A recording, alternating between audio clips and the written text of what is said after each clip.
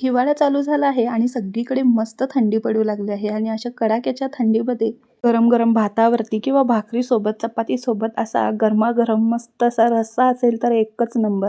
तर हा वाटाण्याचा रस्सा केला आहे एकच नंबर, अगदी कोल्हापूर पद्धतीने. कोणतंही वाटण वगैरे काहीच घालायची गरज नाही, पण रस्स्याची चव काय म्हणाल, एकदम भारी. रस्स्याचा ना सगळ्या घरभर सुगंध दरवळला आहे. वाटाण्याच्या रस्स्याला पाहूनच भूक लागेल आणि 2 घास जास्त जातील. वाटाण्यामध्ये भरपूर प्रोटीन असतं. वाटाण्याची चव ना एक नंबर लागते, अगदी सुकी भाजी असो किंवा आमटी. तुमच्यापैकी कोणाला वाटाण्याची भाजी आमटी आवडते ते नक्की कमेंटमध्ये सांगा. आणि जर नसेल आवडत ना, या पद्धतीने एकदा करून पहा. चिकन मटन विसराल अशी भारी चव आहे याची. आणि आता कसं मार्गशीर्ष चालू झाला आहे, त्यामुळे ना उपवासाच्या ताटामध्ये अशी पुरीसोबत गरमागरम वाटाण्याचा रस्सा बनवू शकता तुम्ही. नेहमीचीच त्याच भाज्या खाऊन कंटाळा असेल तर या पद्धतीने एकदा तुम्ही नक्कीच बनवून पहा.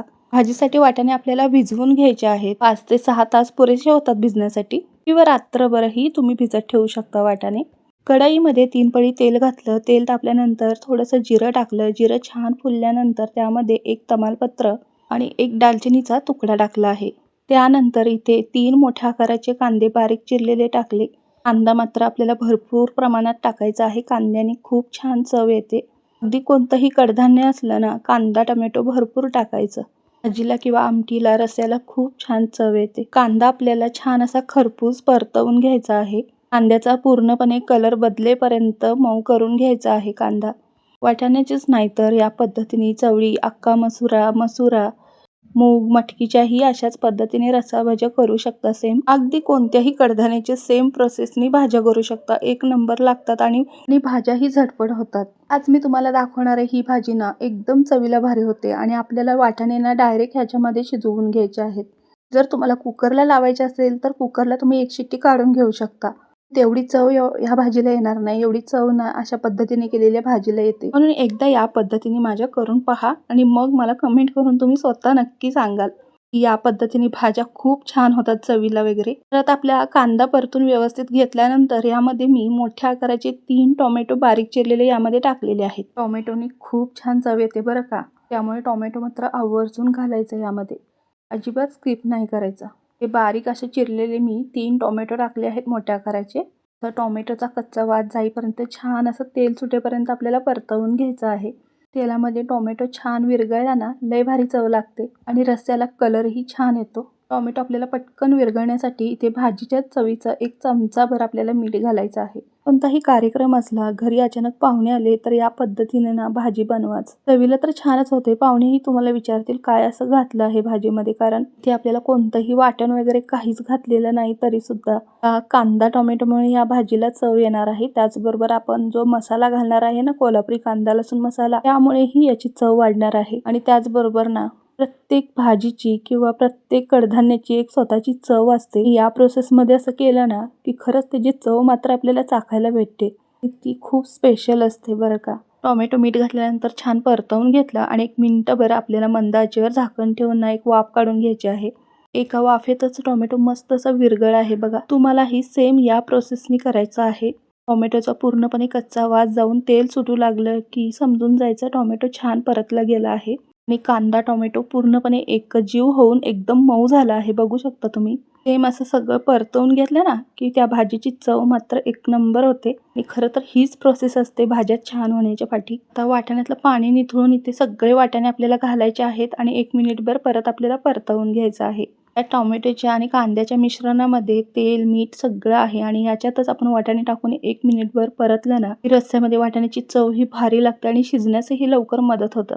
वाटाणे टाकल्यानंतर 1 मिनिट परतून घेतलं. त्यानंतर त्यामध्ये अर्धा चमचा हळद आणि 3 मोठे चमचे कांदा लसूण मसाला म्हणजे कोल्हापूरची घरची चटणी वापरली आहे. तुम्ही तुमच्या घरचा कोणताही मसाला इथे टाकू शकता. आणि जर तुम्ही मिरची पावडर वापरत असाल आणि ती जर टाकायची असेल ना, तर मात्र कांदा परतून झाल्यावर तिथे तुम्हाला 5-6 लसणाच्या पाकळ्या आणि थोडासा खोबऱ्याचा तुकडा, सुक्या खोबऱ्याचा तुकडा, 1 चमचा जिरं ठेचून घालायचं आहे. तर सुकं खोबरं थोडं, 5-6 लसणाच्या पाकळ्या आणि 1 चमचा जिरं हे ठेचून बारीक करून घालायचं आहे. पाणी न घालता मिक्सरला फिरून घेऊ शकता किंवा खलबत्त्यात. म्हणजे कसं मिरची पावडर घालणार असलात तर घाला, नाही तर नाही घातलं तर काहीच हरकत नाही. तुम्ही कांदा लसूण मसाला किंवा काळा मसाला घालत असाल तर ठीक आहे, बाकी काहीच घालायची गरज नाही. ही मिरची पावडर घातल्यानंतरच आपल्याला इथे 1 चमचा गरम मसाला किंवा 1 चमचा किचन किंग मसाला घालायचा आहे हळद घातल्यानंतर. बाकी मग कांदा लसूण मसाला असेल तर काहीच घालायची गरज नाही, फक्त कांदा लसूण मसाल्यावरच ही आपली भाजी छान होणार आहे. इथे मी 3 चमचे चटणी घातलेली आहे आणि छान असं परतवून घेतलं 1 मिनिटभर. इथे मी पाणी घातलेलं आहे, पाणी गरम करून घेतलं. आपल्याला वाटाणेही शिजवायचे आहे आणि थोडाफार रस्सा ठेवायचा आहे, त्याच अंदाजाने इथं पाणी घालायचं आहे. जर तुम्हाला रस्सा भरपूर प्रमाणात पातळ असा हवा असेल तर पाणी भरपूर घाला. मी 2 तांबे पाणी घालू शकता किंवा रस्सा भाजी करायची असले तर 1 तांबा पुरेसा आहे. म्हणजे तुम्हाला तांब्याचा मी अंदाज दिला आहे. पाणी टाकल्यानंतर सगळं मिक्स करून घेतलं. रस्स्याला बघा छान कड येऊ लागला आहे. आता छानशी उकळी फुटेल. उकळी आली आमटीला ही मात्र आपल्याला मंद आचेवर झाकण ठेवून आमटी छान अशी 5 ते 10 मिनिटं शिजवून घ्यायची आहे. अगदी जोपर्यंत वाटाणे शिजत नाही ना तोपर्यंत. अगदी 5-10 मिनिटांमध्ये वाटाणे लगेचच शिजतात, आपण भिजवून घेतले होते. बघा जर आमटी पाहिजे असेल तर आमटी आपली अशी तयार आहे, पण आपल्याला रस्सा भाजी करायची आहे आणि वाटाणे छान गरगरीत शिजवायचे आहेत. आणि एक 5 मिनिटं आपण वाट बघायची. 5 मिनिटानंतर बघू शकता झाकण ठेवून मंद आचेवर आपण ही प्रोसेस केली होती. अगदी 5च मिनिटात आपली भाजी छान झाली आहे. मला दाखवणार आहे यातले वाटाणे हे छान शिजले आहेत. रंग बघा किती सुरेख आला आहे आणि सगळ्या घरभर याचा सुगंध दरवळला आहे. भूक नसेल ना याच्या सुगंधानेच भूक लागेल. एकदा पाहिली ना कुणी आमटी तर चव बघितल्याशिवाय राहणार नाही. मला तर वाटते तुम्ही ना या पद्धतीने केलात ना भात चपाती भाकरीची गरजच नाही, अशीच खायला लागाल. मी म्हणाल किती कौतुक या भाजीचं. पण खरंच आहे, आम्हाला घरात ना सर्वांना वाटाण्याची ही रस्साभाजी खूप आवडते आणि याची पातळ आमटी तर 1 नंबर लागते. मस्त कडाक्याची थंडी आणि गरमागरम अशी रस्साभाजी किंवा पातळ आमटी असेल तर 2 घास जास्तच जातील. की आपल्याला पुढे यामध्ये काहीच घालायचे नाही. मस्त रसरशीत झणझणीत चरचरीत आपली भाजी तयार आहे. आणि टोमॅटो कांदामुळे ह्याला दाटसरपणा तर आलाच आहे. तर पुढे ना काहीच घालायची गरज नाही. तरी देखील मी थोडी बारीक चिरलेली कोथिंबीर घातली आहे. असेल तर घाला, नसेल तर काहीच हरकत नाही. एकदा या पद्धतीने भाजी तुम्ही केलात ना तर मला नक्की कमेंट करून सांगाल, वाह काय भाजी झाली होती. तुम्ही याच पद्धतीने सेम करून पहा. तुम्हाला माहिती आहे का गावरान पद्धतीने सेम अशाच भाज्या केल्या जातात. अगदी मोठ्या कार्यक्रमात लग्न पंगतीत आचारी सुद्धा सेम या प्रोसेसनेच भाज्या करतात. त्याची चव कधी चाखली का तुम्ही? अगदी कोणतेही मसाले वगैरे काहीच घालत नाही. गावाकडील लग्न पंगतीत कधी जेवला आहे का? जेवणाची चव असते आहा. भाज्या तर अप्रतिम चवीच्या असतात. अशा सेम पद्धतीने केलेल्या असतात. भाजी कशी वाटली ते नक्की कमेंट करून सांगा. लाईक करा, सबस्क्राईब करा. धन्यवाद.